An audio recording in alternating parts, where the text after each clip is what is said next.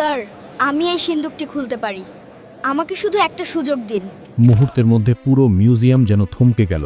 America থেকে আসা বড় টেকনিশিয়ানও হাহা করে হেসে উঠলেন।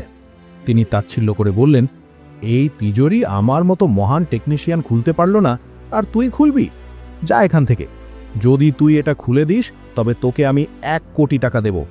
পুরো মিউজিয়াম হাসিতে ফেটে পড়ল। চারদিকে ক্যামেরা ঝলসে উঠল, আর মাঝখানে দাঁড়িয়েছিল ছিঁড়ে যাওয়া নোংরা পোশাক পরা এক রোগা দরিদ্র কিশোর। এই সিন্দুকটি কোনো সাধারণ সিন্দুক ছিল না। 5 বছর আগে এক পুরনো ধ্বংসাবশেষ থেকে এটি উদ্ধার করা হয়েছিল। বলা হতো যে এর ভেতরে কোনো প্রাচীন রাজার গুপ্ত ধন আছে। কিন্তু সমস্যা ছিল একটাই, সিন্দুকটি কিছুতেই খোলা যাচ্ছিল না। আধুনিক সব মেশিন হার মেনেছিল। লেজার, ড্রিল, এক্স রে সব বেকার। শেষমেশ আমেরিকা থেকে এক স্পেশাল টেকনিশিয়ানকে ডাকা হয়েছিল, কিন্তু তিনিও এটি খুলতে ব্যর্থ হলেন। কিন্তু সেই গরিব ছেলেটি যে কাণ্ডটি ঘটালো তা দেখে আমেরিকার বাঘা বাঘা অভিজ্ঞরাও অবাক হয়ে গেলেন। কি ঘটেছিল জানতে শেষ পর্যন্ত দেখতে থাকুন বন্ধুরা। সেদিন মিউজিয়াম ছিল কানায় কানায় পূর্ণ। ইতিহাসবিদ, অফিসার, মিডিয়া সবাই উপস্থিত। আর এক কোণে দাঁড়িয়েছিল আরব, এক সামান্য ঝাড়ুদার কর্মচারীর ছেলে। তার বাবা মিউজিয়ামের রাতের শিফটে ঝাড়ু দেওয়ার কাজ করতেন। আরব প্রায়ই তার বাবার সাথে চলে আসত। সে চুপচাপ এক কোণে বসে পুরনো জিনিসগুলো দেখত। আজও সেটাই হচ্ছিল। যখন টেকনিশিয়ান হার মেনে নিয়ে বললেন, এই সিন্দুক হয়তো আর কখনোই খুলবে না, ঠিক তখনই সেই আওয়াজ এলো, স্যার, আমি খুলতে পারি। সবাই ঘুরে তাকালো এবং হেসে উঠল। এক ঝাড়ুদারের ছেলে। গার্ডরা তাকে সরাতে এলো, কিন্তু ছেলেটার চোখে কোনো ভয় ছিল না, ছিল কেবল আত্মবিশ্বাস। যে হলে কয়েক সেকেন্ড আগেও ক্যামেরার ফ্ল্যাশ জ্বলছিল, মানুষ হাসাহাসি করছিল, বিদেশি এক্সপার্ট ইংরেজিতে কিছু বোঝাচ্ছিলেন, হঠাৎ সেখানে পিন পতন নিস্তব্ধতা নেমে এলো। সবার নজর ঘুরে গেল একদিকে। সেখানে দাঁড়িয়েছিল ফাটা পোশাক আর ক্ষয়ে যাওয়া চটি পরা এক দুবলা পাতলা গরিব বাচ্চা।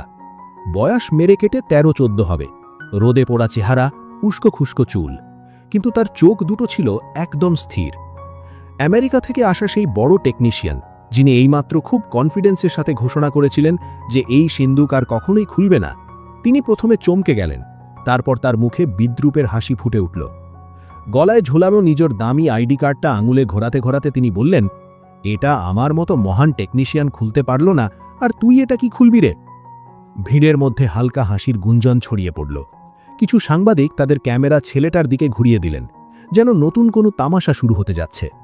কিছু অফিসার বিরক্ত হয়ে বিড়বিড় করে উঠলেন, সিকিউরিটি কোথায়? এই বাচ্চাকে এখানে কে ঢুকতে দিল? গার্ডরা তাকে সরানোর জন্য এগিয়ে গেল, কিন্তু বাচ্চাটি নিজের জায়গা থেকে নড়ল না। তার গলার স্বর কাঁপছিল না। সে আবার বলল, স্যার, যদি আপনারা আমাকে একটা সুযোগ দেন, আমি এই তালা খুলতে পারি। যদি না খুলতে পারি তবে আমাকে বের করে দেবেন, কিন্তু একবার অন্তত চেষ্টা তো করতে দিন। একজন অফিসার রেগে গিয়ে বললেন, এটা কোনো খেলা নয়, এটা জাতীয় সম্পদ। 5 বছর ধরে সারা বিশ্বের এক্সপার্টরা এর পেছনে লেগে আছে। এই বাচ্চা আর কি করবে? কিন্তু আমেরিকান টেকনিশিয়ান হয়তো এই পুরো দৃশ্যে মজা পাচ্ছিলেন। তিনি হেসে এগিয়ে এলেন, ছেলেটির কাঁধে হালকা চাপড় দিয়ে বললেন, চল ঠিক আছে হিরো, একটা কাজ করি। যদি তুই এটা খুলে দিস তবে আমি তোকে 1 কোটি টাকা দেব। 1 কোটি, ক্যাশ নয়, চেকে দেব, ঠিক আছে? তিনি হেসে হেসে পেছনে ঘুরে জনতার দিকে তাকালেন, যেন কোনো সার্কাসের খেলা শুরু করতে যাচ্ছেন। হাসির স্বর আরও জোরে গর্জে উঠল। আরও কিছু মোবাইল ক্যামেরা উঠে গেল। কেউ ফিসফিস করে বলল, যদি খুলে দেয় পরে বলে দেবে মজা ছিল। কেউ বলল, চলো দেখি বাচ্চাটা কি নাটক করে। হলের ঠিক মাঝখানে